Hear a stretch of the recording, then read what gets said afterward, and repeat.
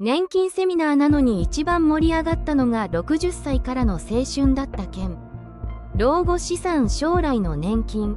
皆さんの不安はこれだと思っていました。それらを大きく上回る 66.6%。